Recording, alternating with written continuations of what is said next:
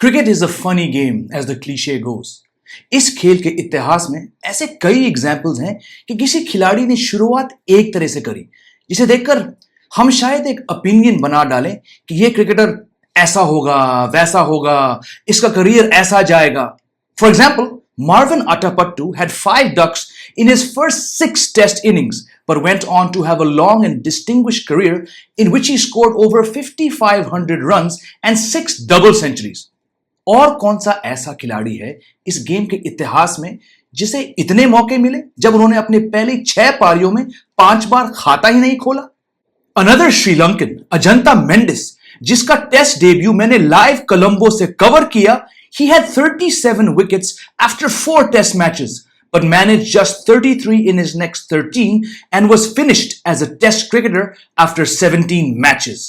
नरेंद्र हिरवानी ने पहले test match में 16 विकेट लिए और सिर्फ 3 टेस्ट मैच के बाद उनके पास 31 विकेट थे, परंतु उनका करियर 17 टेस्ट मैच तक ही सीमित रहा। Another Indian spinner from the 1980s, Lakshman Sivaramakrishnan, had 19 wickets from just 3 tests, but managed just 7 from his next 6 and never played a test match again. And then there is Vinod Kambli, who scored 2 double hundreds and 2 centuries in his first 7 test matches, but whose test career lasted a little over 2.5 years. He was finished as a test batsman before the age of 24.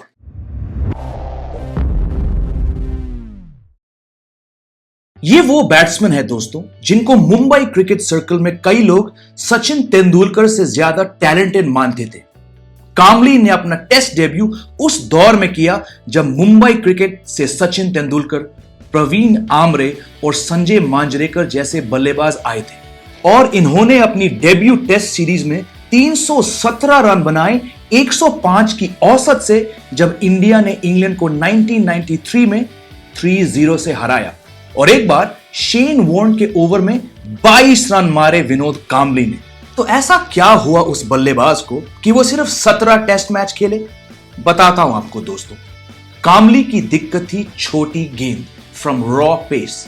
He could not play the short ball good enough to survive at test level. और ये बात West Indies के तेज गेंदबाजों ने 94 के tour में सबके सामने साबित कर दिया।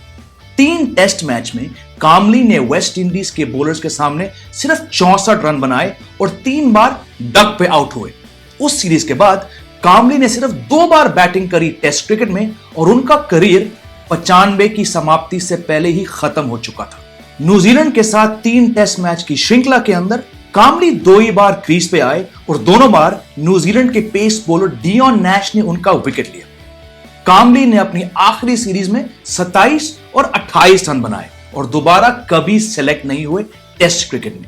यानी कि जो करियर 1993 के स्टार्ट में शुरू हुई थी वो नवंबर 1995 में खत्म हो चुकी थी, giving Kambli a test career batting average of 54 from 17 matches but not a single 50 in his last 10 innings.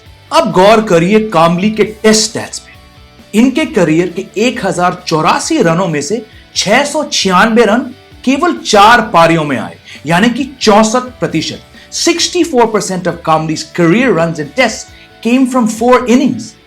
Back-to-back scores of 224 and 227 against arguably the worst England side to ever tour India and a Zimbabwean team playing only its 4th test match. And then back-to-back innings of 125 and 120 against Sri Lanka, who in 1993 were very much punching bags for stronger teams.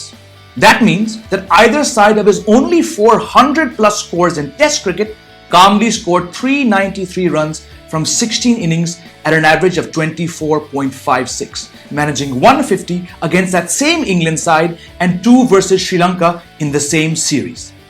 एक और बात दोस्तों, कामली ने अपने test career में एक बार भी Australia, दक्षिण अफ्रीका या पाकिस्तान का सामना नहीं किया और उनके 17 टेस्ट मैचेस में से केवल एक एशिया के बाहर था। This was in Hamilton during the 94 tour of New Zealand where he made 9 and 19, out both times to seamer Chris Pringle. तो दोस्तों क्या निष्कर्ष निकाले हम कामली के टेस्ट करियर से? Was he just a flat track bully? Does the fact that 64% of his career runs came against the weakest bowling attack of that time indicate that he was not good enough? Was he unfortunate to be dropped after just 17 test matches?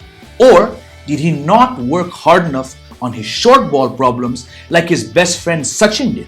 बहुत बार कहा गया कि कामली को discipline problems थे, attitude खराब था, खुद को गेम से बड़ा समझने लगा, ओवर कॉन्फिडेंट था, गलत संगति में पड़ गया, बुरी आदत छोड़ नहीं सका, सचिन की परछाई से आगे नहीं निकल सका, वगैरह वगैरह। शायद ये सब सच है, आई डोंट नो, और मैं इन सब पर कमेंट भी नहीं करना चाहता हूं। मैं तो बस आंखों देखी बता सकता हूं, जो मुझे याद है उन दिनों से, जो क्लिप्स आप भी यूट्यूब पर देख सकते हैं, और जो स्टैट्स हैं वो मैं आपके सामने पेश कर चुका हूं। The proof is that Kambli struggled against pace and short deliveries. That 1994 home series saw the West Indian quicks destroy his confidence and end his test career. And once those doubts were planted in the selectors' minds, they did not recall Kamble for tests again. रही बात one day cricket की, तो कामली को साल 2000 तक chances मिले। इस बीच उनको खराब फॉर्म के साथ, इंजरीज के साथ भी लड़ना पड़ा। 9 बार भारतीय टीम में वापसी हुई कामली की, मगर 2000 के अंदर उनकी 8वें फेलियर के बाद सिलेक्टर ने उनको हमेशा के लिए ड्रॉप किया।